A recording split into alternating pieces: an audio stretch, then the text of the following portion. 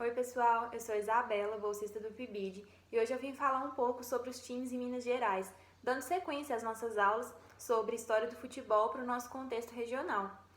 Bom, como a gente já viu em outras aulas, os times do interior de Minas Gerais são extremamente importantes para o contexto de história local. Por exemplo, o Guarani de Divinópolis, ele movimenta toda a sociedade divinopolitana. Quando vai ter um jogo na cidade, a cidade para ver o time do Guarani. Então, esses times do interior, eles são extremamente importantes porque eles movimentam a sociedade, a economia e o lazer da cidade. Então, é muito importante enfatizar esses times, dar destaque para eles, porque a gente sabe que os times da capital, como no caso de Minas Gerais, Atlético, Cruzeiro e América, eles têm muito mais visibilidade, tanto na mídia quanto na sociedade mesmo, em geral, do que os times do interior. E isso não é à toa. Isso se deve principalmente ao fato de eles terem mais investimentos, de eles terem patrocinadores, coisas que os times do interior não têm da mesma maneira que os times da capital. Então, eles conseguem esse destaque maior e esse alcance maior até mesmo de torcedores. Bom, a gente sempre menciona aqui nas nossas aulas sobre o time do Guarani, que é o time do interior, né, que é de Divinópolis. Mas hoje eu resolvi trazer um time diferente, que é o time da Caldense. A Caldense é um time de Poços de Caldas, aqui em Minas Gerais também, e é um time que sempre dá o famoso aperto no Campeonato Mineiro. Ela sempre está ganhando de um time grande, de um time da capital.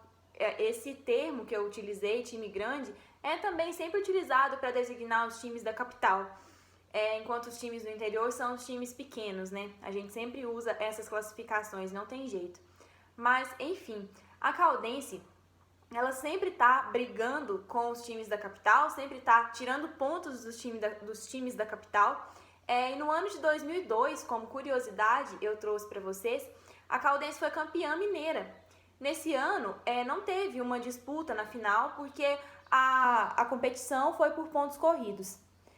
Bom, outra curiosidade sobre o futebol que eu trouxe para essa aula sobre os times é que os times ficaram paralisados durante a pandemia de Covid-19. A gente sabe que, infelizmente, né, a pandemia afetou todos os setores e com o esporte não foi diferente. E a gente não podia deixar de mencionar sobre isso aqui nas nossas aulas sobre futebol, porque como a gente sempre está falando, futebol é política, futebol é história, então a gente precisa relacionar ele com os eventos que estão acontecendo. E um outro evento que fez o futebol paralisar, da mesma maneira que paralisou para a Covid-19, foi a Segunda Guerra Mundial.